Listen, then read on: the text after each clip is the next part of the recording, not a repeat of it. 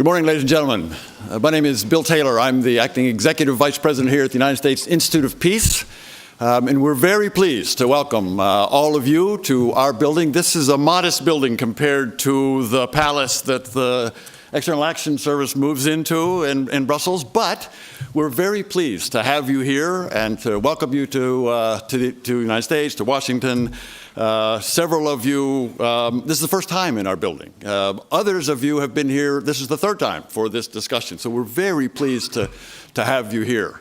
The EU-US partnership we'll be talking about all day is a powerful weapon. It's a powerful force. I have to be careful about weapons in the Institute of Peace, but it is a powerful force that we'll be talking about here today. There are challenges, and every year when we have these discussions, we address these challenges.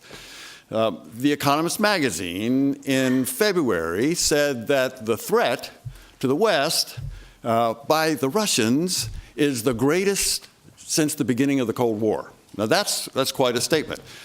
Wolfgang Munchau in the Financial Times just this week said that how the EU deals with the Russian and the Ukrainian issue will make or break the EU. These are serious challenges.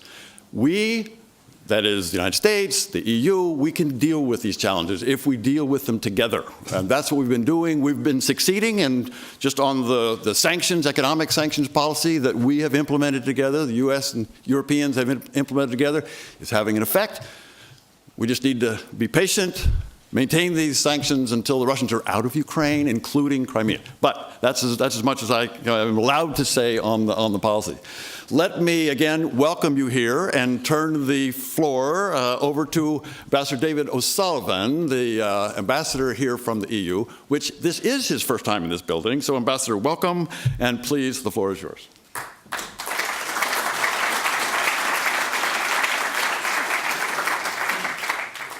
Well, Bill, ladies and gentlemen, thank you very much indeed. It's a great pleasure to be finally inside this splendid building, which I've driven past on many occasions and admired. I think the architecture is very impressive and far superior to that of the very modest building that I had to procure for the External Action Service as one of my first tasks when I tried to help establish that new force. I'd like to thank you very much for all that you've done to help us organize this. I'd like to welcome you all. We've had a really splendid turnout, nearly 350 people, which is 100 people more than last year. So I think our goal in establishing a signature EU event on the common security and defense policy is succeeding. Since its inception in 2012, I think we have managed to establish ourselves in what is a difficult marketplace. The Washington, D.C. event calendar, as I've learned in my 6 months here, with many attractive events happening almost hourly in this city. I think the fact that we've managed to attract so many people today is also undoubtedly due to the presence of the High Representative Federica Mogherini. I'd like to thank our think tank partners this year, the Brookings Institution, the Carnegie Endowment for International Peace, the Center for Strategic and International Studies, and the German Marshall Fund of the US, all of whom have been splendid collaborators, and we're very grateful for that.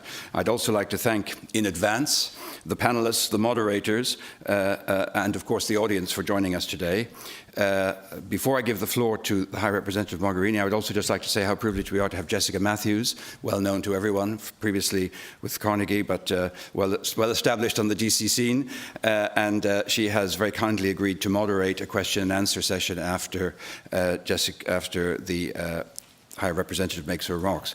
And without further ado, I'd like to thank the High Representative Federica Mogherini very warmly for coming here today. I know what a busy schedule you have, and I know that it wasn't easy to maintain your commitment to this event. We're extremely delighted that you could be here. We know your commitment to the common security and defense policy, and we look forward to hearing your remarks.